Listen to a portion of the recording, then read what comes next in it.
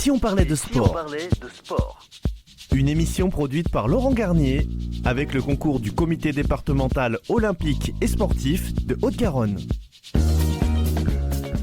Et bonjour à toutes et bonjour à tous, et très heureux de vous accueillir pour cette 45e émission de Si on parlait de sport avec Pauline Gaston-Conduite, Nathan Coquille, Gauthier Agius et Inès Swifi qui nous rejoignent pour cette émission et ces émissions à venir. Nous avons le plaisir de vous parler de sport, mais surtout de donner la parole à ceux qui font le sport. Bonjour à tous. Bonjour. Bonjour. Bonjour. Bonjour aussi à Brigitte Linder et à son équipe du comité départemental olympique et sportif de Haute-Garonne, à Clara, Norbert et Nils qui nous font confiance et nous accompagnent pour la réalisation de cette émission. Pour cette 45e émission, nous accueillons Noémie Sens, chargée de développement à la Maison du Sport au Féminin, Madeleine Cato, nageuse en eau libre, et Odélia Thunder, boxeuse du Blagnac Boxing Club, Luc Chabrol, vice-président de la Ligue Occitanie Montagne Escalade, trésorier national de la Fédération française de montagne escalade et membre du CNOSF, Comité national olympique et sportif français, Louis Dumas, membre de la Ligue Occitanie compétiteur et membre du pôle sport en ski alpinisme à Font-Romeu, ainsi que Bernard Pujol, chroniqueur et membre du comité directeur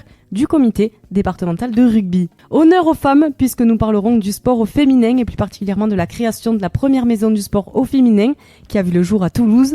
C'est une première en France. Avec ses dirigeantes, nous évoquerons le but de cette initiative, ses missions, ses actions ainsi que ses espoirs.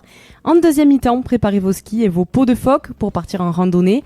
Nous irons à la rencontre du ski alpinisme, ce sport d'hiver en pleine ascension et dont le nombre de pratiquants est en hausse constante depuis 20 ans.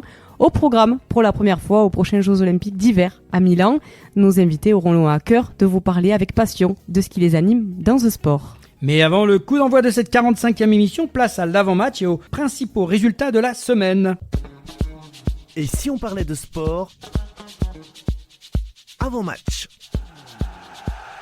Et oui, avec les principaux résultats sportifs de la semaine, avec notre Dream Team. Oui, on va débuter avec la danse et particulièrement le breaking qui va faire son entrée aux Jeux Olympiques de Paris 2024 et on va parler de la compétition Red Bull BC One avec Big Girl Sissi qui a remporté la finale française du Red Bull BC One devant Big Girl Kimi, membre de l'équipe de France également. La Stéphanoise de 16 ans, seulement médaillée de bronze au dernier championnat du monde, Big Girl Sissi, appelée Sia Dembélé, a dominé l'édition française du prestigieux Red Bull BC One, synonyme de place pour la finale mondiale, l'officieux championnat du monde et événement de référence dans le breaking, un bon entraînement avant les JO de Paris 2024 et une preuve de sa régularité. On continue avec de l'athlétisme, championnat de France de 10 km à Roanne.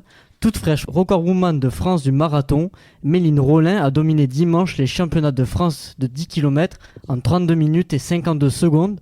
Elle a devancé la marathonienne Mélodie Julien et Mathilde Sénéchal. On continue avec les Jeux de Guyane à Remire-Montjoly. La sprinteuse de 22 ans, Jemina Joseph, s'est imposée sur 100 mètres en 11 secondes 04 centièmes et sur 200 mètres en 22 secondes et 52 centièmes, lui permettant de réaliser les minima olympiques sur les deux distances. Et boxe féminine, championnat du monde des supercoques, Ségolène Lefebvre a été battue au point par l'anglaise Elise Cotney en championnat du monde d'unification des titres supercoques samedi à Manchester.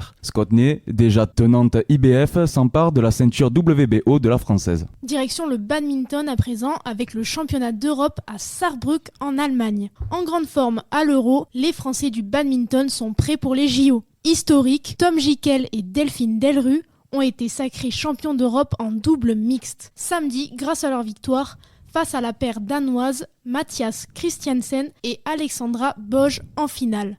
21-16, 21-15. Ils deviennent les premiers Français champions d'Europe. Le duo tricolore Margot Lambert-Anne Tran remporte le championnat d'Europe en double dame face aux sœurs Stoeva en 3-7. En individuel, le Français Thomas Junior Popov n'a pas pu rivaliser avec le Danois Anders Antonsen en finale dimanche, en s'inclinant en 2-7, 21-18, 21-13. Le Français de 25 ans avait décroché sa qualification pour les JO 2024 au tour précédent, en éliminant le numéro 1 mondial et le champion olympique en titre, le Danois Viktor Axelsen. Et continuons avec le tennis et l'ATP Master 1000 de Monte-Carlo. Le grec Stefano Tsitsipas remporte pour la 3e fois en 4 participations le tournoi face au norvégien Casper Ruud en 2-7, 6-1, 6-4. Et en Billie Jean King Cup au Portel, au Pas-de-Calais, Tour de qualification, France-Angleterre, battue par Rima Raducanu. Encore impressionnante samedi, 4-6, 6-1, 7-6. Diane Paris n'a pu empêcher la défaite des Bleus face à la Grande-Bretagne, avec cette défaite consécutive et celle de Caroline Garcia vendredi et de Clara Burel. La France ne disputera pas la phase finale à Séville en novembre, mais un barrage le même mois pour tenter de se maintenir dans le groupe mondial.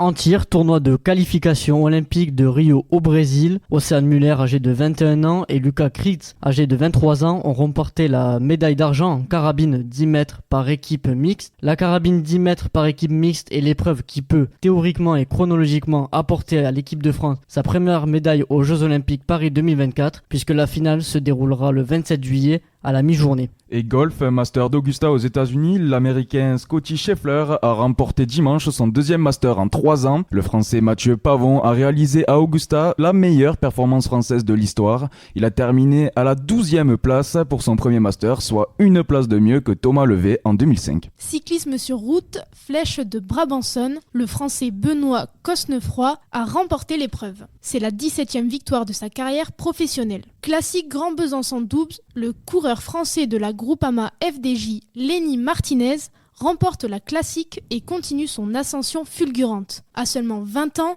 il stupéfait tout le monde avec 3 victoires cette saison et de belles performances. Tour du Doubs, 2 tours après sa victoire sur la classique Grand Besançon Doubs, on retrouve Lenny Martinez qui s'est de nouveau imposé dimanche sur le Tour. Amstel Gold Race, Tom Pidcock remporte le titre au sprint. Il a su contenir le retour de Mark Hirschi dans les tout derniers mètres. Il devient le premier Britannique vainqueur de l'Amstel Gold Race. Et quelques mots de cyclisme sur piste. Avec la Coupe des Nations Hamilton au Canada, Mathilde Gros, star de la piste française, a fait le plein de confiance dans l'optique des Jeux Olympiques 2024 en remportant la vitesse individuelle de la 3e et dernière manche de la Coupe des Nations samedi soir à Hamilton au Canada. On continue avec du vélo, mais cette fois-ci en VTT. Coupe du monde de cross-country à Sao Paulo au Brésil. L'Américain Christopher Blevins de Specialized Factory a remporté l'épreuve de VTT disputée dimanche au Brésil. Son coéquipier, le Français Victor Koretsky, termine sur la 2e marche du podium. Et basketball, Euroleague finale dames, il n'y a pas eu d'exploit pour Villeneuve d'Ascq. Dimanche en finale de l'Euroleague, les nordistes ont été écrasés par le Fenerbahçe Istanbul sur le score de 106-73 qui reste champion d'Europe. Eurocoupe,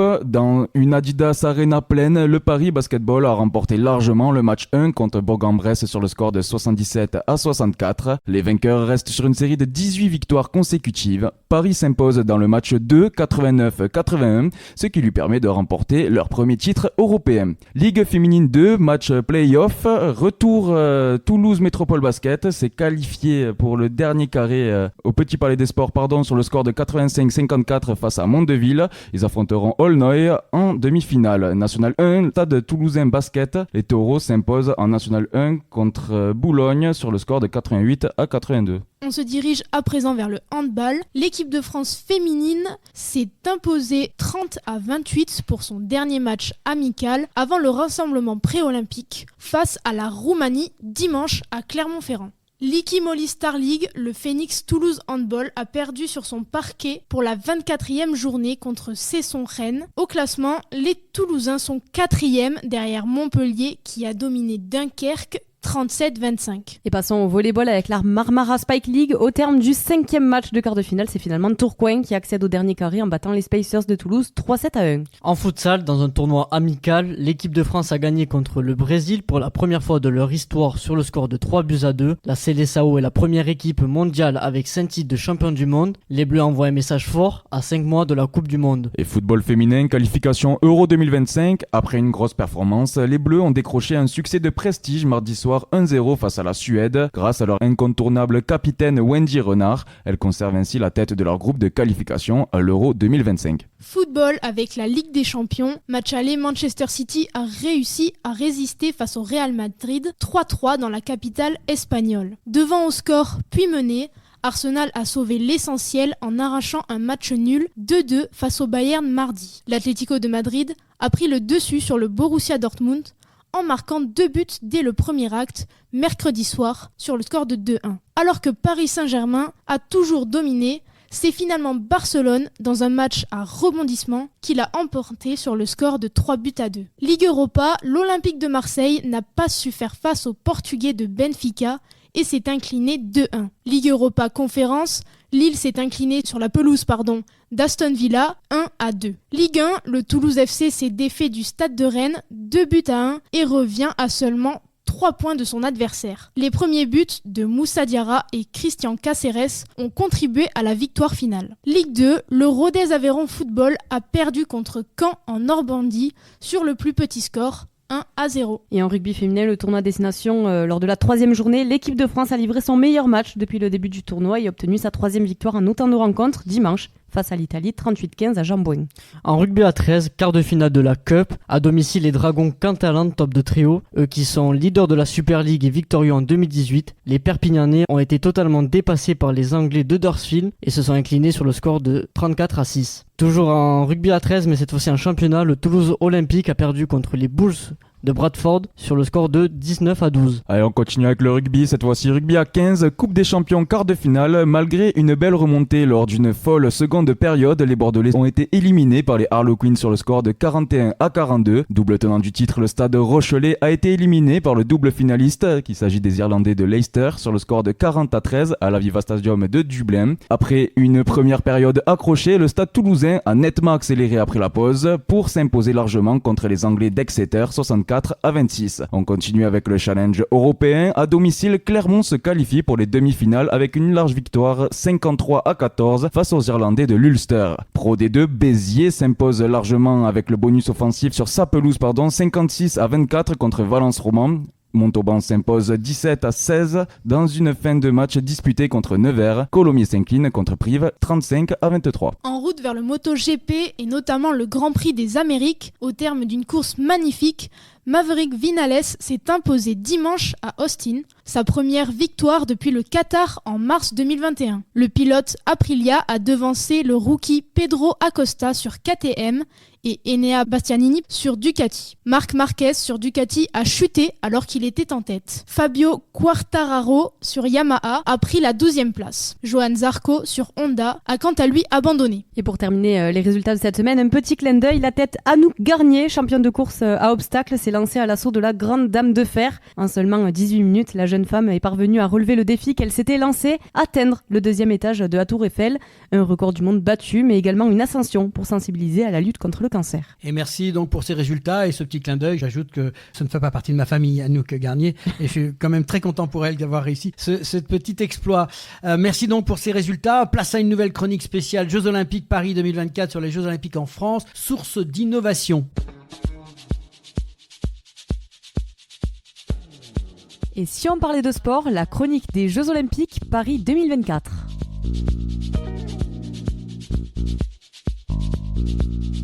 Chaque semaine, nous vous proposons de revisiter l'histoire des Jeux Olympiques, ses origines, ses valeurs, ses champions, son palmarès avec notre chronique spéciale Jeux Olympiques Paris 2024 en compagnie de Bernard Pujol et Laurent Garnier. Bonjour à tous les deux. Bonjour Pauline Gaston-Conduit.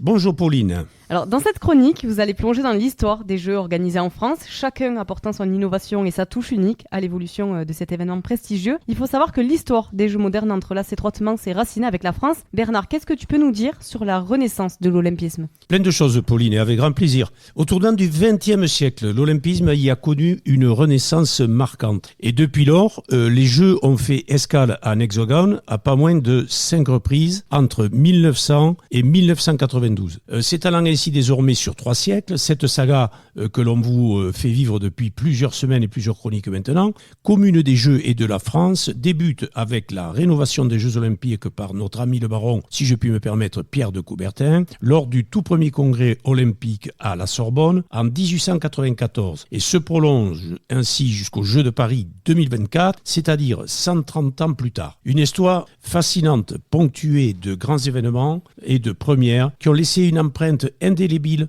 dans l'histoire des Jeux. Pour débuter, parlons des seconds Jeux de l'ère moderne qui se sont déroulés en 1900. Ils suivent les premiers Jeux tenus en Grèce en hommage aux Jeux antiques. La deuxième Olympiade se déroule à Paris sur une période dépassant les 5 mois. Ces Jeux de Paris, donc en 1900, ont été fusionnés avec l'exposition universelle visant à profiter de l'ampleur qui attire des foules bien plus nombreuses à l'époque que celles des Jeux récemment rénovés. Oui, il faut dire que je dirais que l'exposition universelle avait pris de l'ampleur par rapport au jeu, qui était un petit peu sous-évalué par rapport à l'événement. Oui, l'exposition universelle de Paris a vraiment été un grand boom sur les expositions universelles, puisqu'on a inauguré notamment la Tour Eiffel, et on a éclairé et mis en lumière, et le sport en a profité, toute notre planète. Le début des Jeux Olympiques en France marque un moment significatif avec la participation de nombreux athlètes. Pas moins de 997 athlètes, incluant les 22 premières femmes de l'histoire. C'est un moment très fort. Un moment historique se produit lorsque la Britannique Charlotte Cooper remporte à Paris la première médaille d'or olympique individuelle pour une femme, c'est à souligner, triomphant ainsi dans le tournoi féminin de tennis en simple. Et puis, ça n'est suivi toujours à Paris en 1924, Laurent. Depuis 1900, les Jeux ont été organisés pour la première fois dans cette ville lumière. L'événement a gagné finalement de l'envergure. Les Jeux suscitent un enthousiasme considérable dans la capitale. En 1924, le programme olympique compte à ce moment-là 17 sports et on est passé à 3089 athlètes, dont 135 femmes. On l'a vu tout à l'heure, 22, on est à 135. L'événement prend une ampleur mondiale avec la participation cette fois-ci de 44 pays qui représentent donc les 5 continents.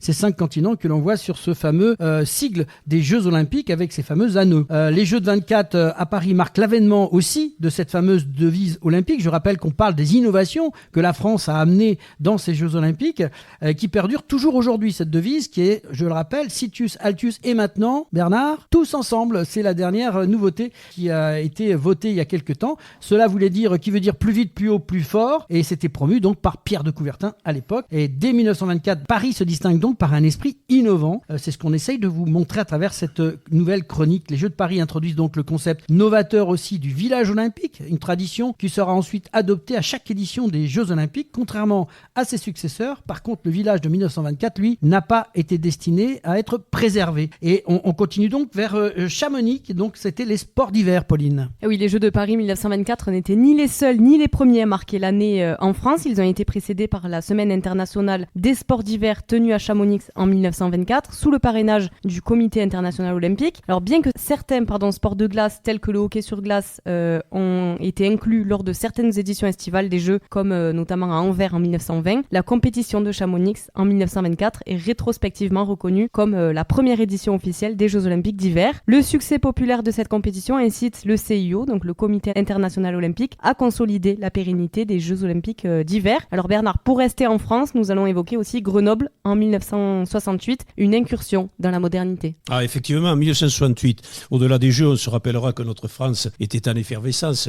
Les plus jeunes, peut-être avez-vous entendu parler de cette révolution Peace and Love, puisque nos étudiants lançaient à Paris des pavés partout, et tout s'est bien terminé. C'était un peu pour libérer nos esprits et libérer nos jeunesses. On se rend compte qu'au fil des villes et des sessions, cocorico, la France, tant en hiver qu'en été, a encore joué un grand rôle pour la planète et pour l'humanité au travers des Jeux Olympiques. Développement du sport, tout simplement. Développement du sport, effectivement. Et puis on voit qu'effectivement, les dames ont participé beaucoup plus sociologiquement, sur le plan de l'humain, sur le plan de la fraternité. On a, restons simples, mais soyons fiers que chaque fois, la France a bien été là, au-delà des droits de l'homme, au-delà du sport. Et ça se continue. Nous sommes à Grenoble, Pauline, effectivement. C'est une incursion dans la modernité. Les Jeux Olympiques d'hiver font leur retour en France, donc 44 ans plus tard. On parlait de Chamonix, et exactement à Grenoble. Les Jeux de Grenoble se distinguent par les performances impressionnantes des athlètes français en ski alpin, une discipline présente au programme depuis les Jeux de Garmisch-Partenkirchen, je suis arrivé à le dire. Je peux même donner l'année, c'était en 1936. Le français, notre chouchou, Jean-Claude Killy. Le fameux Jean-Claude Killy, bien sûr. Oui, dont on rêve, on voit encore ce beau sourire, ces belles images. Il a dominé royalement en remportant 3 épreuves, tandis que, descente, slalom et géant, bien sûr, tandis que sa consoeur Marielle Guachel. Les sœurs Guachel, elles étaient en force, une belle famille très souriante. On se rappelle, c'est cette famille du sport et du ski de Grenoble qui a fait exploser. Cette personnalité aussi de skieuse quand même. Très forte, beaucoup de caractère.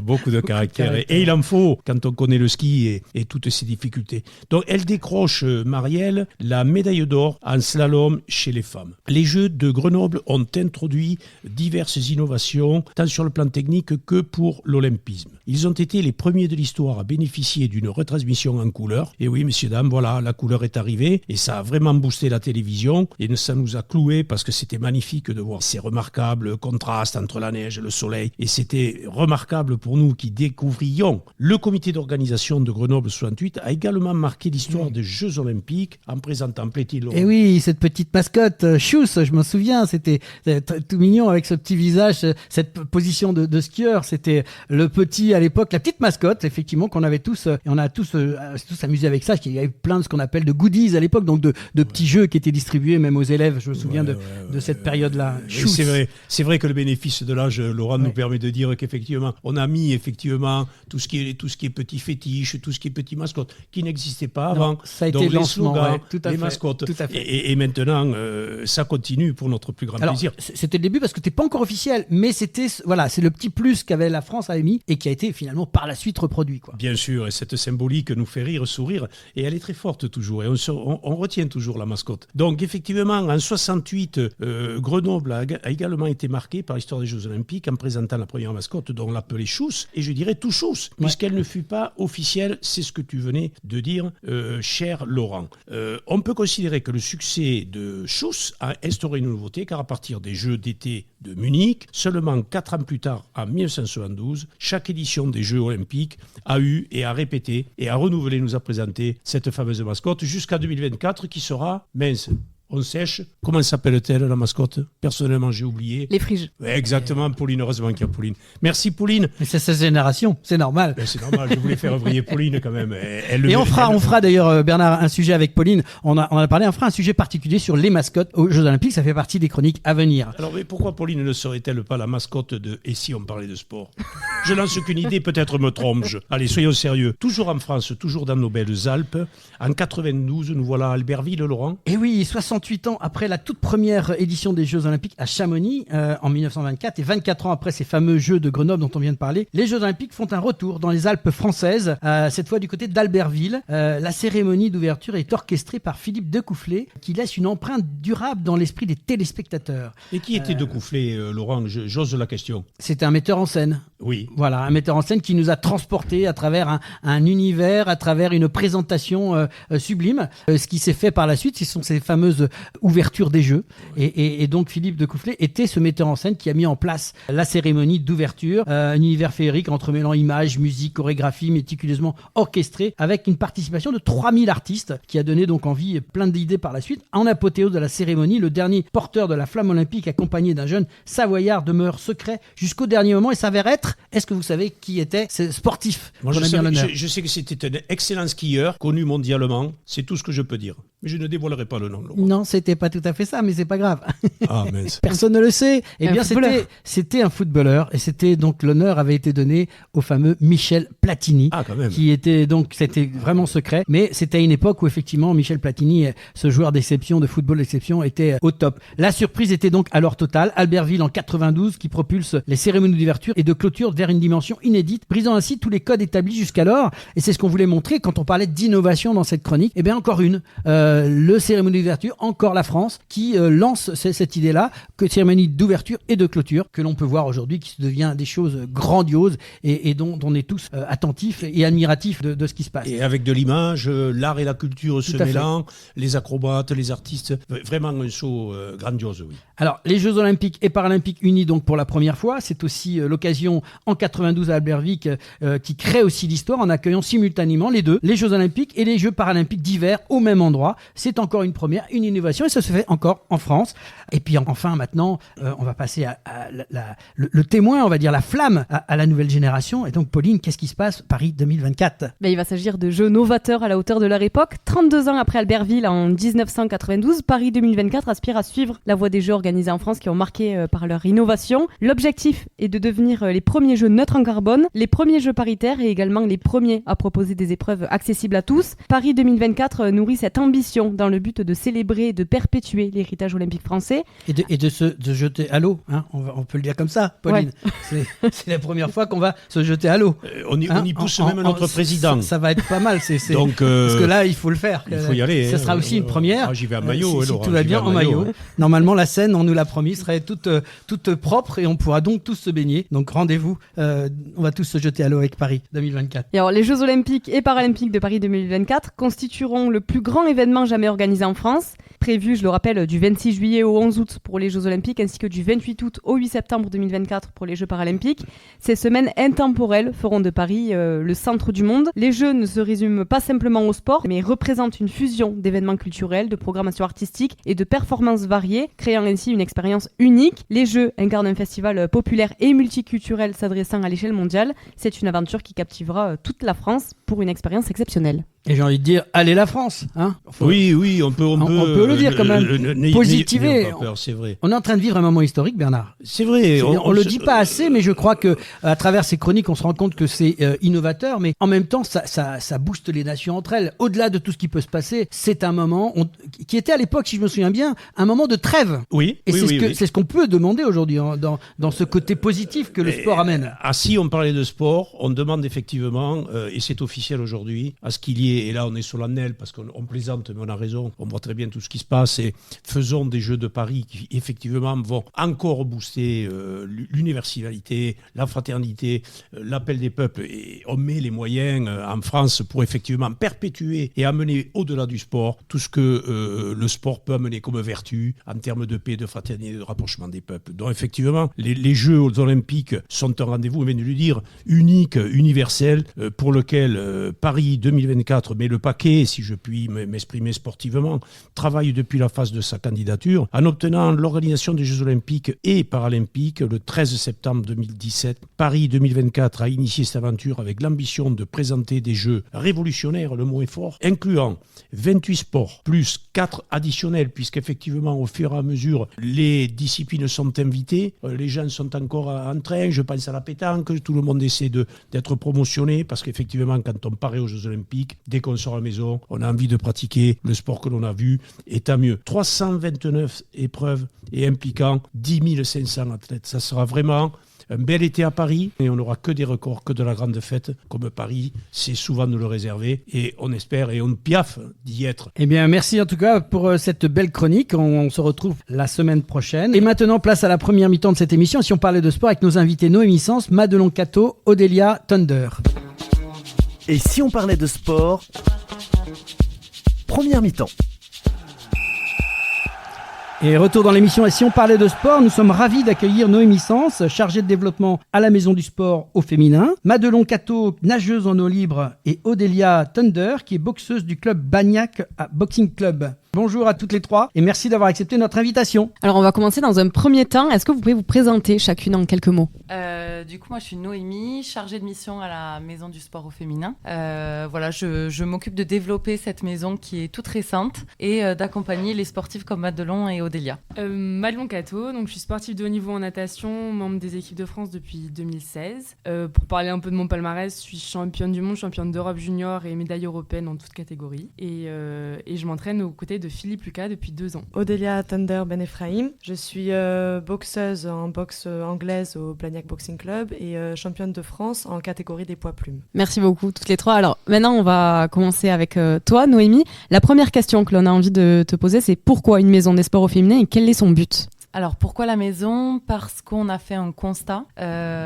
Typiquement, le premier constat qu'on a fait, c'est qu'il y a un seul équipement sportif à Toulouse qui porte le nom d'une femme et c'est un boulodrome. Donc c'est hyper marrant de dire ça aujourd'hui. Et en fait, il y a plusieurs acteurs économiques, politiques et sportifs de la ville de Toulouse qui se sont réunis autour d'une table et qui ont décidé de créer cette maison pour premièrement promouvoir l'activité physique auprès des femmes et ensuite de pouvoir lutter pour un sport plus égalitaire. Et justement, quels sont ses principaux objectifs en termes de promotion, de facilitation et d'encouragement de la pratique du sport au féminin ? Alors, on a plusieurs objectifs. Disons que nos objectifs sont divisés en pôles d'activité. On a un pôle un peu plus éducatif où là, on va intervenir dans les écoles pour sensibiliser aux stéréotypes de genre liés à la pratique sportive. Donc, on va aller dans les écoles, les collèges, les lycées, les clubs de sport, les stages pour sensibiliser les enfants et plus simplement pouvoir dire à une fille qu'elle peut faire du foot, qu'elle peut pratiquer le foot et qu'elle en fait très bien. Et de dire à des garçons que les filles jouent très bien au foot. En fait, on en est là aujourd'hui, on en est à ce niveau-là. On a un pôle un peu plus médiatique et culturel où là, on va va promouvoir le sport féminin sur déjà nos réseaux sociaux. On a un podcast, nous aussi également, qui parle de sport féminin. Et ensuite, on est en train de publier un livre qui s'appelle Battante, elle rêve en grand, où on a le témoignage de 9 sportives de la région, dont Madelon Cato qui est là aujourd'hui. Et en fait, où elle parle de sport féminin, elle parle de leur ascension, de leurs problématiques, mais aussi de leur réussite. Donc c'est hyper important aujourd'hui de promouvoir le sport féminin par ce biais-là. Ensuite, on a un pôle santé où on va promouvoir l'activité physique à des fins de santé. On est en train de lancer une campagne de communication pour promouvoir l'activité physique pendant la grossesse. C'est quand même un point hyper important, notamment dans la vie d'une femme. Le pourcentage, je ne l'ai pas en tête, mais on a beaucoup de jeunes filles qui arrêtent de pratiquer du sport déjà dès la venue de leurs règles. Et ensuite, par rapport à la grossesse, par rapport au vieillissement aussi. Donc nous, on va promouvoir l'activité physique pendant ces périodes-là, où les femmes, en fait, elles arrêtent de pratiquer du sport, alors qu'elles peuvent typiquement continuer. Ensuite, on a un pôle où on va accompagner les sportifs de haut niveau. Donc je pense que c'est le sujet aujourd'hui de parler de la plateforme. Je pense que j'en parlerai Oui, on va en revenir. Et ensuite, on a un pôle amateur où là, on va accompagner les clubs, on va accompagner tous les projets autour du sport amateur, en fait. Et quels sont les principaux freins à l'accès au sport pour les femmes ? La santé, d'abord. Comme je disais, les règles, les événements de la vie, en fait, d'une femme. On a aussi le financier. Je pense que les filles pourront parler financièrement d'arrêter de pratiquer du sport parce que on n'a plus les moyens ou parce qu'on travaille, donc manque de temps aussi. Le fait de travailler, de faire des études, c'est un frein à l'activité physique. C'est pour ça qu'il faut aller aussi dans les écoles, aller promouvoir l'activité dans les collèges, dans les lycées, même dans les facs surtout, où on a beaucoup d'étudiants qui arrêtent de pratiquer. Donc voilà, on a aussi les stéréotypes, le côté culturel, peut-être le côté aussi religieux, qui fait que des jeunes filles arrêtent de pratiquer du sport pour ces raisons-là. Donc nous, on va aller leur dire à ces jeunes filles, oui, vous pouvez faire du sport, quel que soit le sport, vous êtes une fille, mais vous pouvez pratiquer n'importe quel sport. Justement, à ce sujet, comment la maison du sport au féminin travaille-t-elle pour surmonter ces blocages, notamment en ce qui concerne, comme vous l'avez dit, les aspects culturels, financiers, logistiques et pédagogiques ? Alors pour l'aspect culturel, nous, on va aller faire la promotion sur nos réseaux sociaux, on va parler de sport féminin, on va montrer l'exemple, en fait. Ce livre qu'on est en train de publier, c'est un exemple pour ces jeunes filles qui ont besoin de modèles, en fait. Elles ont besoin de modèles. Et Madelon, par exemple, est intervenue aussi dans les écoles, dans les sensibilisations. Et c'est là où c'est important de faire intervenir des sportives pour donner envie à ces jeunes filles, pour leur donner envie de faire du sport et de continuer et de peut-être avoir une grande carrière sportive. Après, pour l'aspect financier, nous, on a lancé cette plateforme qui permet à ces sportives de se référencer leurs besoins. Donc elles vont dire typiquement j'ai besoin d'aide financière pour continuer ma pratique, j'ai besoin d'un entraîneur, j'ai besoin d'un kiné. Je sais pas, les filles le diront un peu plus précisément de ce qu'elles ont besoin au quotidien. Et en fait, cette plateforme nous permet de référencer aussi des professionnels qui peuvent les accompagner et qui peuvent les aider. Et après, on va essayer de chercher du mécénat, du sponsoring pour elles. Et alors, comment la maison du sport au féminin encourage-t-elle l'engouement autour du sport féminin, en particulier auprès des jeunes générations ? Très bonne question. On va sensibiliser dans les écoles. On a des écoles qui nous appellent. Là, typiquement, comme on a les JO en 2024 à Paris, il y a un énorme engouement autour des Jeux Olympiques. Donc, on va beaucoup communiquer par rapport à ça. Et les écoles ont des financements pour pouvoir faire intervenir des sportifs dans les écoles, pour pouvoir faire de la sensibilisation au sport. On l'a vu aux infos, il y a des écoles qui font des marquages au sol pour que les enfants puissent faire du sport dessus. Donc, nous, on va intervenir de cette manière-là. Et alors, vous avez commencé à en parler tout à l'heure, mais pouvez-vous nous expliquer en quoi consiste votre travail pour faciliter, encourager et sensibiliser à la pratique sportive féminine à tous les âges, particulièrement en ce qui concerne le pôle sport santé ? Là, comme je disais, donc c'est avec, on est en train de lancer une campagne d'affichage qui sera présente dans les pharmacies, les cabinets de sages-femmes, les salles de sport, pour inciter les femmes à continuer l'activité physique quand elles sont enceintes et notamment aussi après le postpartum. C'est assez important parce que, comme je le disais, il y a des étapes de la vie chez une femme qui sont source d'arrêt de sport. En fait, elles arrêtent le sport parce qu'elles ont ces problématiques-là. Et nous, en fait, on va intervenir aussi auprès des professionnels de santé pour qu'ils incitent aussi auprès de ces femmes-là de leur dire continuez à faire de l'activité physique. Parce que ces femmes-là, elles écoutent leurs médecins, elles écoutent leurs sages-femmes. Donc du coup, c'est de pouvoir leur dire continuer à promouvoir le sport auprès de ces femmes-là. Et nous, on va le faire par une campagne d'affichage. Alors justement, on parle de campagne d'affichage, mais on peut aussi imaginer, profitez-en, de l'audio, puisqu'aujourd'hui on vous invite. Bien sûr. Mais aujourd'hui, on sait que nos jeunes sont plus attirés par l'audio que par la campagne d'affichage. Donc c'est aussi une manière de communiquer que vous pouvez aussi, à mon avis, travailler. Exactement. On a fait un épisode de podcast avec William Chaki, qui est kiné spécialisé pour les femmes enceintes, et une autre intervenante pour parler justement de l'activité physique quand on est enceinte. Et quelles sont les actions concrètes que vous entreprenez pour améliorer la représentativité des femmes dans les carrières sportives et professionnelles ainsi que dans les médias? Pour parler avec les élus de Toulouse Métropole, pour donner des noms de femmes à des équipements sportifs de la ville. On a des équipements à Toulouse qui n'ont pas de nom. Donc on les incite à porter le nom d'une femme sportive notamment. Et comme je vous le disais, on a qu'un boulodrome aujourd'hui qui porte le nom d'une femme, donc c'est assez important. Et après, on est allé sensibiliser dans une école de journalisme pour sensibiliser justement à ce que les journalistes parlent de sport féminin et en parlent correctement. Voilà. Et justement, on y vient récemment, la Maison du Sport a mis en place une plateforme de mise en relation entre entreprises et sportives. Est-ce que vous pouvez nous en dire un peu plus sur cette nouveauté? On a fait le lancement le 5 février. Et les personnes qui étaient présentes ont voté pour le nom, donc elle s'appelle Unisportive, cette plateforme, elle est disponible sur notre site internet. Donc comme je disais, une sportive de haut niveau peut s'inscrire sur la plateforme et détailler tous les besoins qu'elle a pour améliorer ses conditions sportives et de vie notamment. Donc en fait, elle va pouvoir me dire, j'ai besoin de financer un transport quand je me déplace pour mes compétitions, j'ai besoin d'un panier alimentaire pour améliorer mon alimentation, j'ai besoin d'un logement, j'ai besoin d'un kiné, d'un entraîneur sportif, d'équipements. Et en fait, nous, on a un réseau qu'on va mettre en lien avec ces sportives-là pour justement améliorer leurs conditions. Et ensuite, on a un côté professionnel où les professionnels s'inscrivent dessus et ils peuvent dire je peux offrir du mécénat de compétences, je peux offrir du mécénat financier, offrir du don en nature. Du temps, ça peut être plein de choses différentes et en fait ils vont détailler ces choses-là qu'ils peuvent apporter à ces sportives. Merci beaucoup. On va à présent se rediriger vers nos deux sportives qui sont présentes sur le plateau avec nous.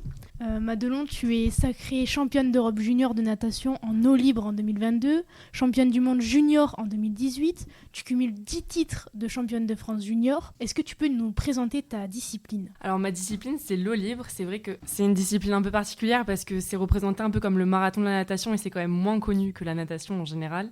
On nage en milieu naturel, donc les mers, les lacs, les océans, tout milieu naturel tout simplement. Et la distance olympique est le 10 km, mais les épreuves vont de 5 à 25 km. Donc voilà, avec un relais aussi mixte. C'est aussi une discipline qui demande beaucoup d'engagement, beaucoup d'entraînement. C'est des entraînements très longs et très durs. Tenir 10 km, c'est pas donné à tout le monde, encore plus à un niveau comme ça. Donc oui, c'est très engageant. Et justement, qu'est-ce qui t'a donné envie de pratiquer la natation et justement cette discipline qui est l'eau libre? Alors, comme tout le monde, moi j'ai commencé par la natation course, donc en bassin. J'ai évolué au fur et à mesure des groupes et en fait, même dès le plus jeune âge, j'étais toujours forte dans ce qui avait le plus long. Donc quand on était jeune, c'était le 400, ensuite le 800, ensuite le 1500. La distance maximale en bassin, c'est le 1500. Donc voilà, c'était ma spécialité. Et puis forcément, j'ai entendu parler de l'eau libre et j'ai commencé mes premières compétitions et directement, j'ai eu mes premiers résultats, ma première équipe de France. Donc en fait, c'est que galvanisant et ça m'a poussé à continuer là-dedans. Et est-ce que tu pourrais expliquer à nos auditeurs à quoi ressemble une de tes semaines type? Alors, une semaine type, déjà, c'est un peu plus de 30 heures passées dans l'eau. 5 heures d'entraînement à sec. Ce que j'appelle entraînement à sec, c'est musculation, course à pied, préparation physique. Et derrière, je dois rajouter mes cours que je réalise à distance. Et je suis aussi micro-entrepreneur. Déjà, j'ai dû monter ma micro-entreprise pour conclure des contrats de sponsoring. Pardon. Et à côté de ça, depuis janvier, je suis aussi conférencière en entreprise. Donc, je propose en fait des conférences sur le lien entre le sport de haut niveau et le milieu professionnel. Donc qui ont quand même beaucoup de parallélisme dans ces deux milieux. Et justement, avec les études, c'est pas trop difficile d'allier les deux? Est-ce que, par exemple, la Maison du Sport au féminin t'aide dans ce domaine-là? Alors, moi, j'ai pas eu besoin de l'aide de la Maison du Sport au féminin, en tout cas dans ce milieu-là. Je pense qu'on en parlera après dans quel cas elle a pu m'aider. Mais les études, alors je pense qu'il faut déjà... la France n'est pas un pays où poursuivre ses études en même temps qu'un sport à très haut niveau comme ça. Je m'entraîne quasi 7 heures par jour. Trouver du temps pour mes études derrière, c'est quand même assez compliqué. Donc là, je suis dans un dispositif de cours à distance. Je suis à l'IAE de Montpellier, je fais une licence 3 en management et j'ai pris la décision justement d'étaler ma licence en 2 ans, mais pas toutes les universités le permettent et c'est justement aussi pour ça que entre mes 2 années d'étalement, j'ai dû changer d'université. Donc oui, il faut faire des démarches en fait qui prennent du temps et qui demandent beaucoup d'engagement aussi. Donc Donc voilà. Il faut s'accrocher. Faut s'accrocher, comme dans le sport en fait, c'est ça. Et il faut trouver du temps et je pense que le maître mot là-dedans, c'est l'organisation, vraiment. Est-ce que tu pourrais revenir sur ces dernières années qui ont été peut-être un peu difficiles pour toi avec un Covid qui a impacté tes performances? Est-ce que tu pourrais revenir et expliquer cette période? Ouais, en fait, 2022, c'est l'année où je fais mon titre en individuel en championnat d'Europe junior.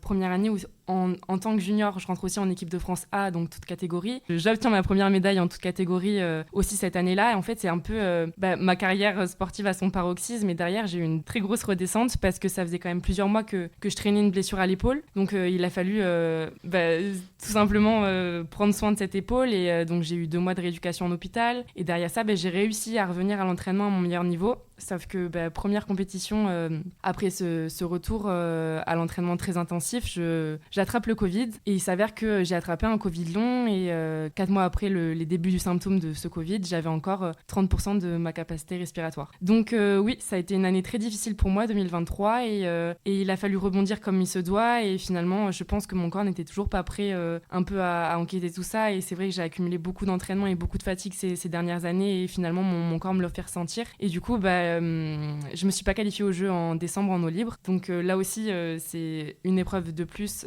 psychologiquement à accepter. Et tout simplement pour me rendre compte la semaine dernière que mon corps avait totalement atteint ses limites parce que j'ai 3 fractures de fatigue actuellement. Donc voilà. Et je pense qu'il est temps de s'écouter aussi. Et c'est ça aussi les travers du sport de haut niveau, c'est qu'on s'entraîne très dur et on est tellement galvanisé par notre sport. Et c'est sécréteur de dopamine, le sport. Donc forcément, on ne s'écoute plus tout simplement. Et on est qu'en quête de performance et je pense que là il est temps que je m'écoute un peu. Une période donc assez compliquée, mais avant ça tu as aussi connu tes heures de gloire comme tu nous l'as dit juste avant. Est-ce que tu peux revenir sur le titre que tu as remporté qui t'a le plus marqué durant ta carrière? Le titre qui m'a le plus marqué, je pense c'est mon titre en individuel. Ça faisait plusieurs années que du coup j'étais en équipe de France junior. Chaque année j'ai fait une médaille qui était tout le temps de bronze et en fait c'était ma dernière année en tant que junior et pour moi c'était vraiment le Graal. Avant de rentrer en équipe de France senior et d'y arriver en plus, disons que c'était une épreuve de 10 km et j'ai attaqué au bout du 6e kilomètre, donc je suis partie seule. Il me restait 4 km à faire, c'est quasi la moitié de la course. Et 4 km, c'est environ 40-45 minutes d'effort. Donc ouais, c'était un sacré défi, mais que j'ai relevé haut la main. Et je pense que c'était juste... en fait, ça expliquait juste toutes ces années de travail que j'avais fait un peu dans l'ombre. Et c'était vraiment le moyen pour moi de m'exprimer comme il se doit et d'être jugée à ma juste valeur. Et à présent, qu'est-ce qu'on peut te souhaiter pour la suite de ton aventure? Mon aventure, je pense déjà me rétablir physiquement. Et puis... Après, honnêtement, je me suis pas qualifiée au jeu. Je suis très bien entourée psychologiquement pour me relever. Donc, je réussis à me relever. Je trouve d'autres moyens aussi de... la vie continue. Je me suis pas qualifiée au jeu. J'ai que 20 ans. Honnêtement, voilà, il y a d'autres échéances aussi en vue. Et là, premièrement aussi, c'est de me refocaliser un peu sur mes études. Et puis de développer ce projet de conférence en entreprise qui me plaît particulièrement. Donc voilà. Eh bien, toute l'équipe de Et si on parlait de sport te souhaite un bon rétablissement en tout cas et surtout d'accomplir de nouvelles prouesses sportives. Merci beaucoup. On va à présent passer à toi, Odélia. On voudrait déjà te poser une première question. D'où t'es venue cette passion pour la boxe? Comment tu t'es dit, ça y est, j'enfile les gants et je monte sur le ring? Alors, pour moi, la boxe, c'est une histoire de famille. Mon grand-père était boxeur, mon père était boxeur et à présent entraîneur. Donc, j'ai commencé très tôt, en fait, à tout simplement faire du sport avec papa à la maison le dimanche après-midi pour passer un moment ensemble. Et c'était aussi son but à lui de m'inculquer aussi beaucoup le dépassement de soi et les valeurs du sport. Et donc j'ai commencé vers 7-8 ans très tôt en fait à courir, à faire des petits entraînements pour le plaisir. Et petit à petit on s'est focalisé sur la boxe parce qu'il était boxeur lui-même et entraîneur. Et en fait j'ai tout simplement jamais arrêté. Il m'a inscrit dans sa salle à Blagnac, là où il boxait également. Et on a commencé à m'inscrire dans les compétitions, dans les championnats. Et voilà, j'ai jamais arrêté depuis. Tu es étudiante en parallèle de tes études. Est-ce que tu peux nous expliquer comment tu arrives à lier les deux? Alors, je me suis beaucoup reconnue aussi dans ce que Manon disait parce que je suis en L3 de psychologie à l'université de Jean Jaurès à Toulouse. Et comme elle, je réalise ma 3e année de licence en 2 ans. Et je fais mes études à distance aussi avec le CED, donc le service d'enseignement à distance. Et mes 2 premières années de licence ont été très difficiles parce que les périodes de partiel tombaient à chaque fois en même temps que des préparations pour des combats. Donc, c'était beaucoup de pression, beaucoup d'énergie mentale, physique parce que que j'avais très peu de temps pour les études et donc beaucoup de stress. Et j'ai décidé que cette année, j'allais la réaliser en 2 ans. Et heureusement, parce que c'est beaucoup de matière, beaucoup de travail. Et donc voilà, ça requiert beaucoup d'assiduité, d'organisation, comme ce que Madelon disait également. On essaie de bosser dur, d'être bien organisé, de trouver le temps. Tu viens d'évoquer la préparation pour tes combats. Est-ce que tu pourrais revenir sur ton premier combat professionnel ? Alors mon premier combat professionnel était il y a tout juste exactement 3 ans. Alors j'ai pas eu de chance du tout pour mon premier combat professionnel, malheureusement. En général, quand un boxeur passe de l'amateur au professionnel, on essaie toujours de lui trouver un combat à gagner, en fait, pour le mettre en confiance et pour le motiver, en fait, à continuer sa carrière, sachant que le passage de l'amateur à professionnel est jamais facile. Et en fait, moi, j'ai pas eu de chance parce que je suis tombée contre une adversaire qui était très dure. C'était une fille qui était, je crois, 7 fois championne du monde en boxe thaïlandaise. Et c'était son premier combat en boxe anglaise. Et en plus de ça, j'étais chez elle. Donc, elle était à domicile, donc forcément valorisée et favorite. Donc, à l'issue d'un combat très engagé et très serré, mon adversaire a gagné. Et ça a été très dur, en fait, de me relever psychologiquement de ça, parce que ça a été des années de sacrifices, beaucoup de sacrifices pour passer pro également. Et suite à ça, au moment où je suis revenue à l'entraînement, je me suis fait une fracture du genou. Donc ça m'a permis de prendre, en fait, c'est mon corps qui avait besoin de prendre vraiment le temps de me remettre. Et à la suite de ça, j'ai enchaîné plusieurs victoires et ma carrière a pas mal décollé, donc ça a été. Justement, après ce premier échec, tu as aussi connu la gloire en étant sacrée championne de France. Est-ce que tu peux revenir sur cette étape de ta carrière qui est incroyable ? Merci. Alors les championnats de France, c'était un objectif depuis très longtemps, depuis le jour même où je suis passée pro. J'avais tenté déjà les championnats de France il y a 1 an, et justement contre l'adversaire contre qui j'avais perdu la première fois. Donc on a fait la revanche et j'ai de nouveau perdu. Donc ça a été dur, mais j'ai senti que j'étais prête, j'ai senti que j'avais énormément évolué, énormément progressé.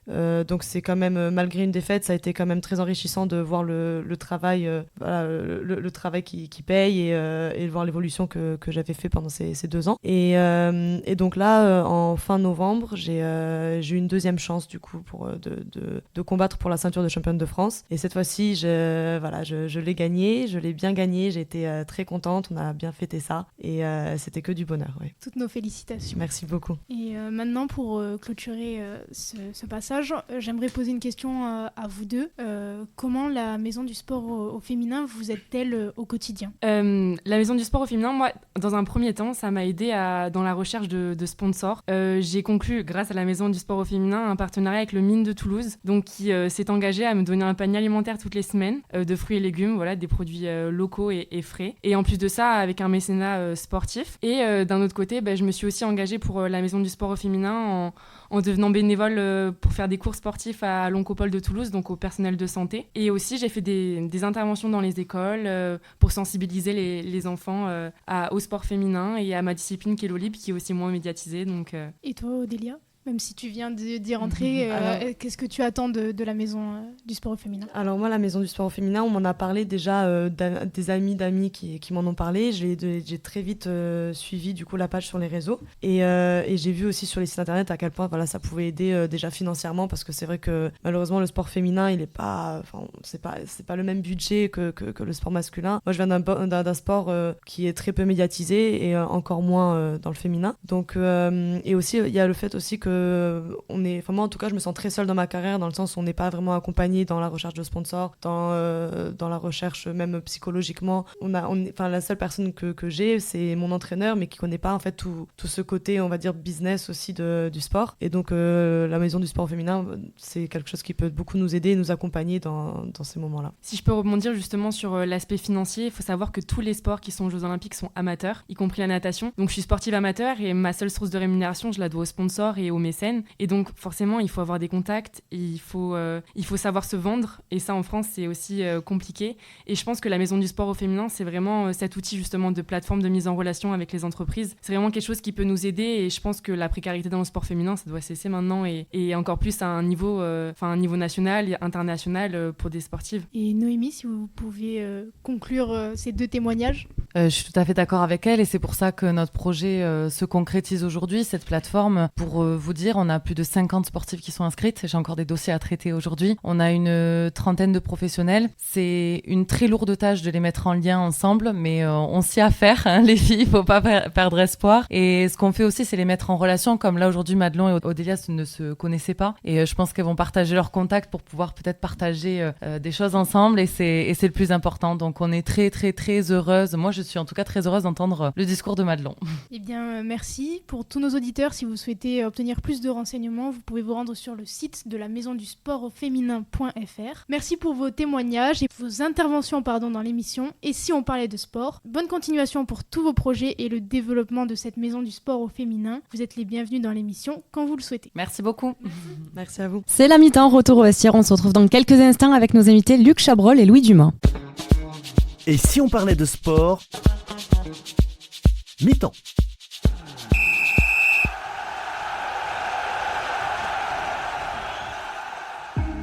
Passionné de sport, vous souhaitez participer à son développement sur le territoire de la Haute-Garonne? Alors ne cherchez plus. Le comité départemental olympique et sportif de la Haute-Garonne est là pour vous. Notre passion commune, l'excellence sportive et l'olympisme. Le CDOS 31 accompagne les comités départementaux et les clubs dans leur développement. Par des formations adaptées aux bénévoles et salariés pour développer leurs compétences, par l'organisation de multiples manifestations sportives dans lesquelles vous pouvez être intégré, à travers la mise à disposition de volontaires en service civique. Alors contactez le comité départemental olympique et sportif de la Haute-Garonne dès maintenant par mail contact@cdos31.org ou au 05 62 24 19 02. Ensemble, faisons briller la Haute-Garonne à travers le sport. Et si on parlait de sport, deuxième mi-temps. Et voilà, retour dans l'émission Si on parlait de sport. Nous sommes ravis d'accueillir Luc Chabrol, qui est vice-président de la Ligue Occitanie Montagne Escalade, trésorier de la Fédération Française de Montagne Escalade et administrateur du CNOSF, Comité National Olympique et Sportif Français. Je me suis pas trompé, mon cher Luc? Tout bien. Tout bien. Et on a aussi avec nous Luc Dumas, qui est lui élu à la Ligue Occitanie et skieur compétiteur en ski alpinisme, et membre du pôle sport de Font-Romeu dans les Pyrénées-Orientales. C'est bien ça, Louis? Je me suis pas trompé? C'est tout ça. Voilà. En tout cas, merci à tous les deux d'avoir accepté notre invitation et on va maintenant vous poser un certain nombre de questions pour que vous nous parliez de ce fameux ski alpinisme. Alors dans un premier temps, Laurent, il vous a un peu présenté, on va aller plus loin. Est-ce que chacun votre tour, vous pouvez présenter vos parcours personnels et sportifs et nous dire d'où vous vient cette passion pour la montagne? C'est une vieille histoire, ça. Je crois que j'ai commencé j'ai découvert la montagne quand je suis allé une première fois très jeune en colonie de vacances dans les Pyrénées centrales. Voilà. Et depuis, je suis tombé en passion pour ces activités de montagne et ça m'a plus quitté, on va dire. Voilà. Et de mon côté, j'ai toujours grandi à la montagne en fait. J'ai grandi en skiant et par contre je suis arrivé au ski alpinisme assez tard, l'air de rien. Mes parents en faisaient déjà avant et moi par contre j'avais jamais trop accroché, même sur les premières sorties que j'ai faites, j'ai pas trop accroché. Et puis en fait, c'était un peu un concours de circonstances et je suis un peu arrivé dedans avec l'appât de la section sportive à Font-Romeu. Et donc au final, j'ai accroché, ça m'a plu et vraiment, je me suis plongé dedans à fond et je regrette pas. Donc on va parler ski alpinisme parce que je pense que ça ne revient pas à tous les auditeurs, pas tout le monde ne sait ce que c'est. Donc j'aimerais bien que si vous pouvez me faire un tour d'horizon du ski alpinisme en France et dans la région, m'expliquer un peu quel est ce sport ainsi que toutes ses facettes. Ouais, effectivement, le ski alpinisme, je ne suis pas sûr que ça parle à beaucoup de monde. Ce qui parle peut-être avantage, c'est ski de randonnée, parce qu'en fait c'est la même chose. En fait c'est un ski qui est une fixation, il y a un ski particulier, qui à la fois la fixation permet de libérer la cheville pour pouvoir pousser sur le ski, pour monter avec le ski, à l'aide aussi de ce qu'on appelle le pot de phoque. Alors attention, pot de phoque, pas de mégarde, c'est synthétique, on ne tue pas des bébés phoques pour mettre sous les skis, on n'est pas là. Attendez, je vois bien le truc, donc surtout pas, attention. Tout ça c'est synthétique. Faut préciser, t'as raison. Tout ça c'est synthétique. Et du coup, ça permet de monter avec les skis, mais aussi en haut, une fois qu'on est en haut, on re-enclenche les fixations et on redescend. Finalement, on fait comme un ski alpin avec les mêmes skis une fois qu'on a verrouillé la fixation. Et c'est très très pratiqué en randonnée, en promenade, en traversée de massif. C'est une activité qui qui est plutôt récente en termes de compétition. Les premières compètes, c'était dans les années 80-90. Le premier championnat du monde, je crois que c'était 2002. Et du coup, aujourd'hui, ça rentre au JO de Cortina à Milano en 2026. Hein, c'est une progression très très rapide. On va en parler de ces JO avant. Louis, est-ce que j'ai demandé, il y a plusieurs catégories dans ce sport, est-ce que tu pourrais me les donner ? Oui, alors les différentes disciplines, en fait, ça s'échelonne vraiment sur des temps d'effort très différents. Pour faire simple, le temps le plus court, c'est un format qu'on appelle le sprint. Donc, c'est des boucles de 3-4 minutes qui sont vraiment un condensé de tout ce qu'on peut trouver dans le ski alpinisme. Et ça se fait sur un système de poules et d'élimination. Donc, chaque coureur passe plusieurs fois. Il y a aussi, donc, ça, c'est une discipline olympique. La deuxième discipline olympique, c'est le relais. Donc là, c'est en mixte. Donc, c'est des boucles d'une dizaine de minutes, on va dire. Et deux passages de la coureuse et deux passages du coureur. Voilà, ils se donnent le relais, ils alternent. Après, on a la vertical race qui est... Là, par contre, c'est juste la montée qui est chronométrée. Donc, on part tous ensemble en bas d'une piste et quand on arrive en haut... c'est là qu'est jugée l'arrivée. Et après, il y a les formats, on va dire les formats classiques, donc l'épreuve d'individuel qui consiste en plusieurs montées, plusieurs descentes. Donc typiquement un parcours en montagne. Et ça se décline aussi sous forme de course par équipe, donc on est en binôme. Donc il y a aussi la longue distance en dernière avec un dénivelé qui peut aller jusqu'à 3000 mètres. Et toi, c'est dans quelle catégorie que tu évolues ? Moi, je préfère les distances plutôt longues, donc l'individuel et la course par équipe, parce que je préfère plutôt l'endurance en fait, et je suis pas très explosif. Quels sont les projets de développement de la Fédération française de la montagne et de l'escalade à la région Occitanie ? Alors sur l'Occitanie, on a créé le premier pôle espoir du ski alpinisme. Qui rentre dans sa 3e saison, tu me dis si je me trompe Louis, mais je crois que c'est la 3e saison qu'on va démarrer à Font-Romeu. Et on a été la première ligue en France, puisque seulement cette année va débuter le pôle espoir en Rhône-Alpes et à Chamonix. Donc c'est un pôle d'excellence qui nous permet de voir les jeunes, de les suivre, de les entraîner bien sûr, et surtout tout ça en sécurité, parce qu'on oublie vite, en fait le ski alpinisme c'est avant tout de la montagne en dehors des domaines skiables, donc potentiellement quand même super dangereux. Donc un volet aussi de notre formation et de l'accompagnement de cette activité, c'est justement la formation, pour que les gens comprennent bien toute la dangerosité finalement de se balader l'hiver en montagne. La montagne malheureusement c'est dangereux l'hiver, on le sait, et donc il faut maîtriser parfaitement à la fois le manteau neigeux, si on ne peut pas le maîtriser toujours, mais au moins l'ARVA, Pelson, il faut savoir se mettre en sécurité quand on pratique ce type d'activité qui est forcément...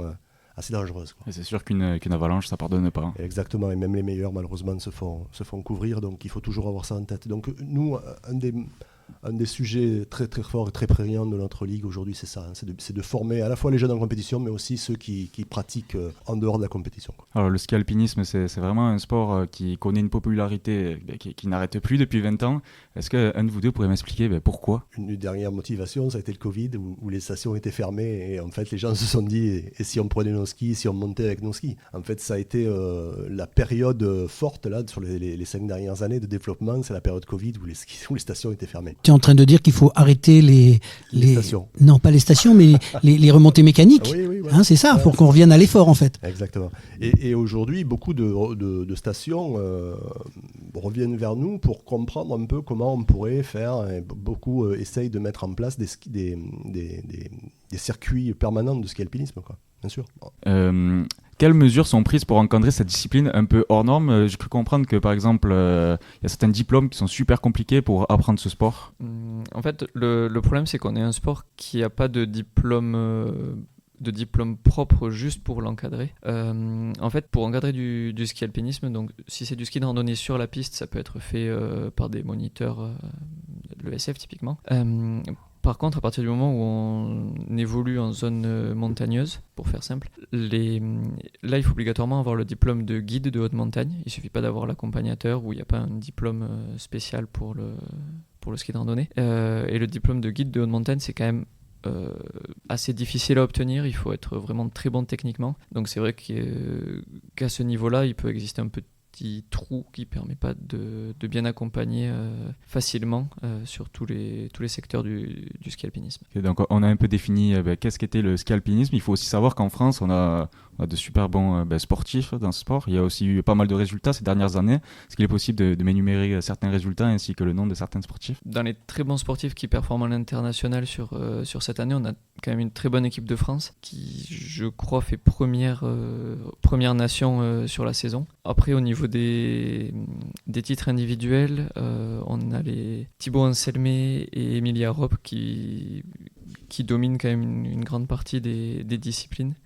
Et qui ont tous les deux obtenu le gros globe cette année. Et puis on en a plein d'autres en fait, parce que même si eux c'est les figures de proue, il y en a beaucoup d'autres derrière. Je pense par exemple à Robin Galindo qui cette année a décroché sa première victoire sur une Coupe du Monde alors qu'il a 23 ans. En fait, on a une très forte équipe de France quand même qui est très souvent sur les podiums et jamais très loin en tout cas derrière. Il me semble pas que tu aies dit Axel Gachet-Mollare. T'en as pas parlé. C'est vrai, cette saison elle était un peu plus absente parce qu'elle elle revient de congé maternité.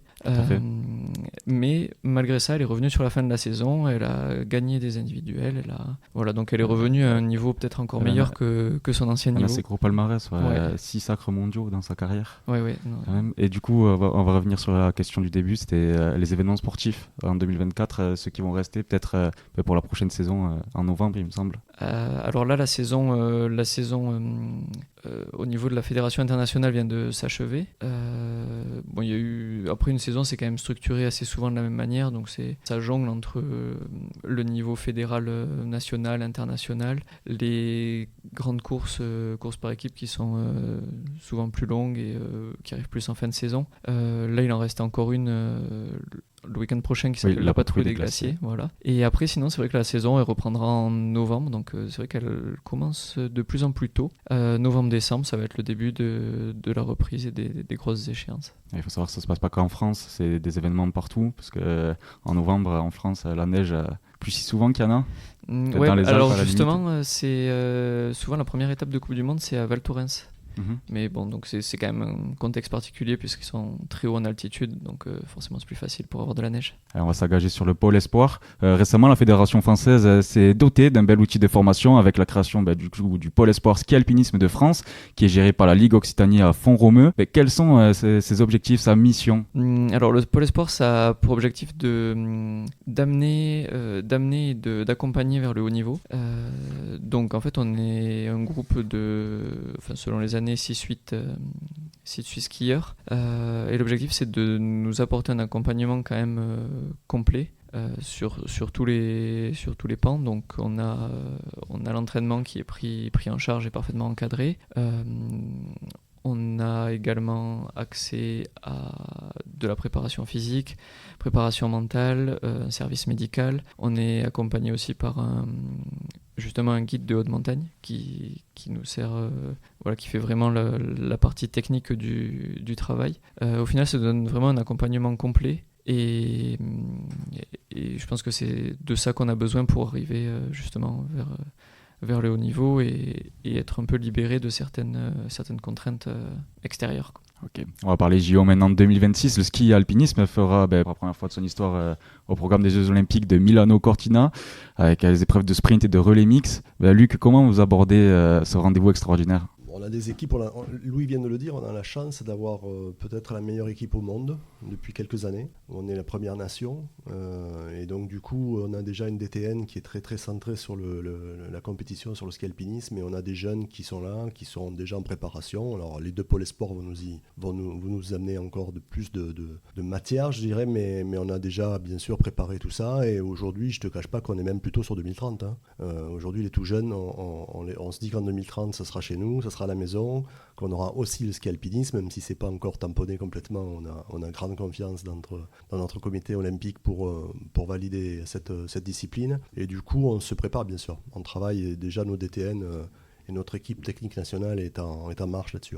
Et toi Louis, ça te fait plaisir quand même de savoir que c'est une discipline olympique désormais? Ouais, complètement. Enfin, même si je suis pas dans ces formats olympiques et que j'ai aucune chance d'y prétendre, en fait c'est vraiment super de savoir qu'on est reconnu à ce niveau-là, puisque pour l'instant on n'est quand même pas énormément médiatisé non plus. Et puis même le fait d'avoir ces disciplines-là qui soient olympiques, ça peut aussi peut-être amener d'autres personnes à se tourner vers ça et peut-être développer la pratique par un autre côté, un côté peut-être moins montagne et un peu plus par la compétition ou par un aspect ludique peut-être.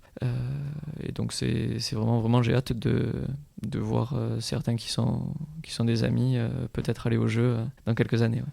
Afin de conclure, Luc, Louis, est-ce que vous auriez des conseils à donner aux personnes souhaitant se lancer dans ce sport ? Ouais, c'est comme tous les sports de montagne. Je pense qu'il ne faut pas y aller seul, il faut prendre le temps. C'est des activités qu'on pourrait appeler à maturation lente et il faut être accompagné. Il faut prendre le temps de découvrir l'activité, de se faire accompagner, de faire ces choses en sécurité. C'est super important. Voilà. Et pour ça, rien de mieux que les professionnels, bien évidemment, mais surtout aussi les clubs de la fédération qui sont tous là pour accompagner les jeunes et les moins jeunes dans l'activité. On l'a dit tout à l'heure, ski de compétition, mais aussi ski de randonnée, quoi. Alors, double casquette, je veux dire, la fédération montagne-escalade, c'est aussi l'escalade. Et alors, petit clin d'œil, puisque avant de parler de 2030, on a les Jeux Olympiques dans 100 jours, puisque ça sera 100 jours aujourd'hui. Et donc, il faudrait que tu nous racontes un peu les 2-3 éléments de l'escalade et des gens de chez nous qui vont aller aux Jeux Olympiques. Alors aujourd'hui, on a 2 qualifiés, Oriane Berton et Massa Mawan. Et il nous reste 4-6 places. Donc ça va se jouer à Shanghai et à Budapest. La dernière qualif se joue début mai. Voilà. Et donc on a assez confiance parce qu'on voit les Coupes du Monde viennent de débuter. Et on sait qu'on a de très très bons jeunes là encore qui peuvent aller chercher leur place. Je pense qu'on aura une belle équipe de France. Et puis après, les JO, tu sais ce que c'est quoi. Le JO, je veux dire, il y a ceux qui vont au JO, mais il y a ceux qui montent sur la boîte, comme on dit. Et donc il faudra monter sur la boîte. Mais on a là aussi on y croit, quoi. Je veux dire, Oriane, il n'y a pas de raison qu'elle soit pas sur la boîte. Et on a des jeunes qui arrivent. Là, on a Mejdi qui va se qualifier, c'est sûr. On a Paul qui va venir aussi, qui se qualifiera. Ça nous met tous un peu. Je sais pas qui disait tout à l'heure que c'était historique et on a envie de vivre ça. Voilà, on sera derrière eux pour les supporter, bien sûr. Une fédération qui a de quoi s'occuper, en fait, finalement. Ouais, tous les 2 ans. Un petit peu de travail, quand même. Tous les 2 ans, les JO.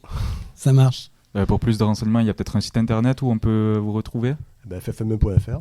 Tout simplement. Et puis la déclinaison Occitanie, ffme.fr. Merci beaucoup à tous les deux pour vos témoignages et vos interventions dans l'émission. Et si on parlait de sport, bonne continuation pour tous vos projets et le développement de ce nouvel outil de formation, le Pôle France Ski Alpinisme. Et rendez-vous du coup, comme Laurent vient de le dire, le 26 juillet pour le début des Jeux Olympiques pour l'escalade. Vous connaissez maintenant la formule, vous êtes les bienvenus quand vous voulez. Merci bien.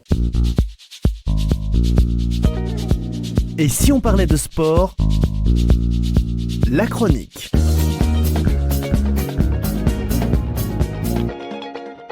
Bonjour Claire Layeug, dans cette petite chronique que l'on vous propose avec cette association Colosse au pied d'argile. Claire, tu viens nous voir aujourd'hui parce que tu as un beau projet à nous présenter, mais en même temps, est-ce que tu peux nous redonner quelques informations sur cette association qui fait un énorme travail auprès des enfants ? Bonjour Laurent, merci de m'accueillir. Alors effectivement, l'association, vous l'avez déjà reçue notamment avec Violaine, ma collègue Chavardès. Donc l'association Colosse au pied d'argile, elle a été fondée en 2013 par Sébastien Bouey, ancien rugbyman qui a été victime de viol de ses 11 à 15 ans par un membre de sa famille. Et au sortir du procès, qui a vu son agresseur condamné à 10 ans de réclusion criminelle, il a décidé de créer l'asso, qui est basé à Saint-Paul-et-Dax dans les Landes, mais qui aujourd'hui est implanté sur tout le territoire français pour lutter contre les violences sexuelles, le bizutage et le harcèlement. Initialement en milieu sportif, mais c'est vrai que maintenant on intervient aussi bien en milieu éducatif et plus globalement dans tous les milieux où les enfants sont présents. Ouais, malheureusement ça déborde du cadre, comme on dit. Hein. C'est un peu. Exactement, tout à fait. Et donc on a des chargés de mission prévention qui sont répartis donc sur toute la France métropolitaine et à La Réunion. Et donc eux, quotidiennement, ils sont sur le terrain pour délivrer des messages de prévention, aussi bien auprès des jeunes qu'auprès des adultes, et aussi des actions de formation. Donc ça, c'est le premier volet qui est assez conséquent à l'association, parce qu'il y a plus de 25 chargés de mission qui sont salariés de l'asso. Et ensuite, le second volet qui est dédié à l'accompagnement des victimes et des victimes collatérales de violences sexuelles. Donc là, c'est le pôle d'accompagnement des victimes qui s'en charge. Et donc, on propose aussi bien des consultations psychologiques que juridiques, d'accompagnement au procès d'assises, On accompagne les structures aussi qui sont fortement impactées. Quand ça arrive, elles se retrouvent bien souvent démunies, donc elles ont besoin de conseils. On a récemment organisé des groupes de parole qui fonctionnent très bien, donc on renouvelle ces groupes de parole là aussi. Alors justement, tout ça, c'est un énorme boulot, c'est un super travail que vous mettez en place. Nécessairement, ça demande un certain nombre de moyens, et je crois qu'aujourd'hui, effectivement, vous êtes dans cette démarche de dire, voilà, on fait ce travail-là, mais aidez-nous, on a besoin d'un coup de main pour pouvoir continuer nous-mêmes à aider tous ces jeunes, tous ces enfants qui subissent, qui sont victimes. Donc c'est un petit peu l'appel aujourd'hui que tu voulais passer. Exactement. Aujourd'hui, on a besoin de la mobilisation de tous et toutes, puisque l'accompagnement des victimes, pour vous donner une idée, l'an dernier, on a accompagné près de 1000 victimes.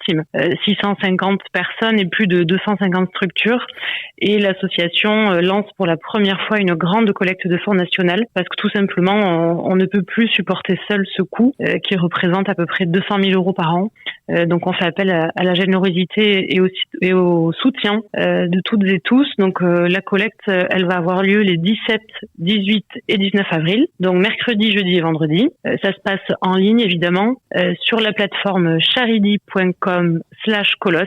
Mais bon, vous retrouverez toutes les informations sur nos réseaux sociaux, notre site internet pour tous ceux qui souhaitent aider et surtout aider les victimes de violences sexuelles à être accompagnées, puisqu'on sait que c'est une nécessité pour se reconstruire, d'être accompagné le plus tôt possible, puisque ça représente aussi un coût pour les victimes d'être accompagnées. Et nous, la gratuité, c'est vraiment quelque chose qu'on veut pérenniser. Et il n'est pas question pour l'association d'un jour tarifer cet accompagnement-là. Écoute, nous on est très contents de participer à notre modeste moyen de communication, mais en tout cas dans Si on parlait sport, on va relayer cette information-là, en tout cas à nos auditeurs. Ça sera sur le site aussi, vous pourrez voir le lien directement, et Si on parlait de sport, en liaison avec Colosse au pied d'argile. On est content de participer, on sait que c'est un fléau dans lequel il faut se battre et défendre ses enfants et surtout l'avenir de nos enfants.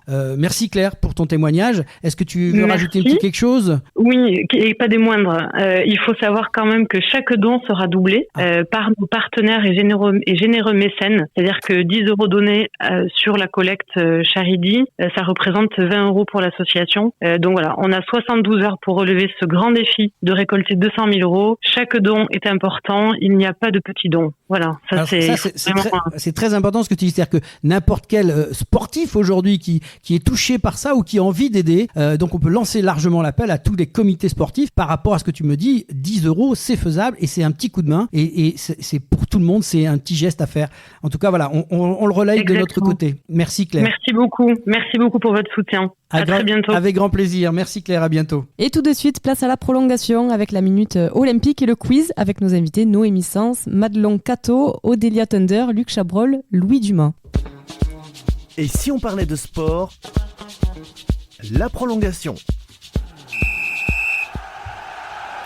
Et on se retrouve dans la prolongation avec la minute olympique, le quiz et nos invités Noémie Sens, Madelon Cato, Odélia Thunder, Luc Chabrol, Louis Dumas et Bernard Pujol. La minute olympique avec Inès Swifi. À 100 jours de l'ouverture des Jeux olympiques, retour sur un fait marquant depuis la création des Jeux olympiques modernes. Revenons ensemble sur un événement qui a marqué l'histoire des Jeux, 76 ans jour pour jour. 17 avril 1948, cap sur les Jeux olympiques de Londres et plus précisément sur l'athlétisme. Fanny Blankers-Koen, athlète néerlandaise, réalise l'exploit. 4 médailles d'or remportées sur le 100 mètres, le 200 mètres, le 80 mètres haies et le 4x100 mètres.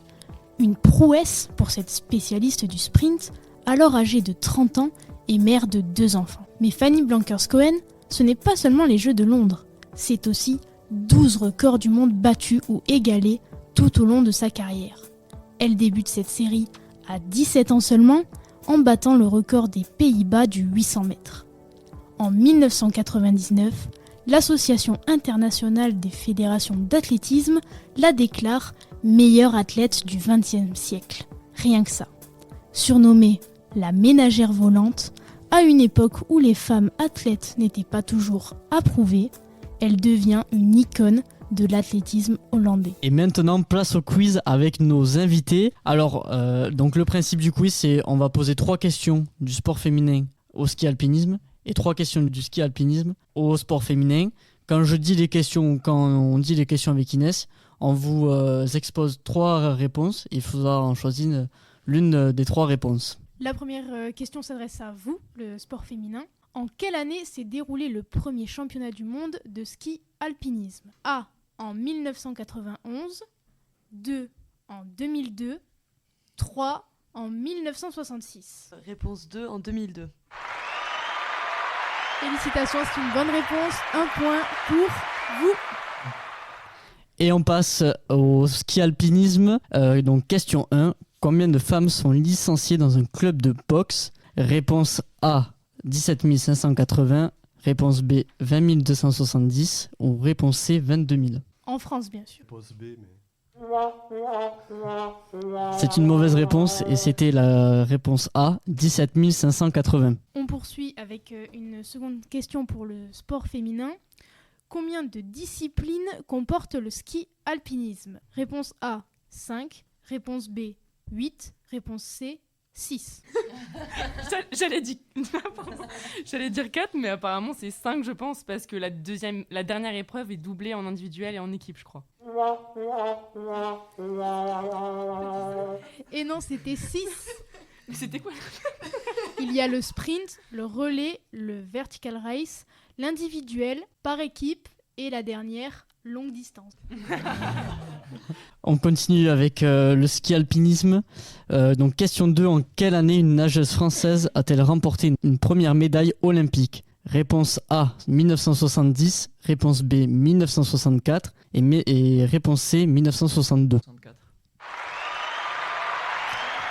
C'est une bonne réponse, c'était Christine Caron qui était médaillée d'argent aux 100 mètres d'eau de Tokyo. Mais oui, Kiki Caron, c'est normal, Luc, tu te souviens, c'est la génération. Dernière question. Combien y a-t-il de clubs de ski alpinisme en France ? Réponse A, 1000. Réponse B, 200. Réponse C, 700. On se concerte ? Ouais, la B, moi aussi. La B ? Oui, je pense aussi. Allez, la B. C'est une mauvaise réponse, en réalité il y en a 1000. Dernière question pour le ski alpinisme. Quel sport comporte le plus de femmes licenciées ? Réponse A, basketball. Réponse B, la danse. Ou réponse C, l'équitation. Basketball.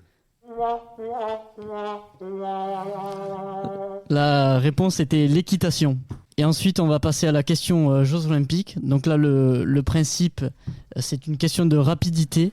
Je rappelle simplement ce juge, vous êtes à égalité, 1 point partout. Donc maintenant, il faut vous départager. Et donc, c'est la dernière question Jeux Olympiques. Exactement. Donc quand vous pensez avoir la réponse, il faut sonner sur la sonnette et vous répondez. Donc la question est, qui est la première personne à porter la flamme olympique en Grèce ? Réponse A, Clarissa Agbenienou. Réponse B, Laure Manodou. Ou réponse C, Estelle Mosley. Non. Laure Manodou. C'est une bonne réponse. C'est la fin du match et de cette 45e émission. Retour vestiaire pour les grands rendez-vous à venir et le programme de la semaine prochaine. Et si on parlait de sport ? Fin du match. Et oui, fin du match de cette 45e émission avec les grands rendez-vous de la semaine dans l'agenda sportif.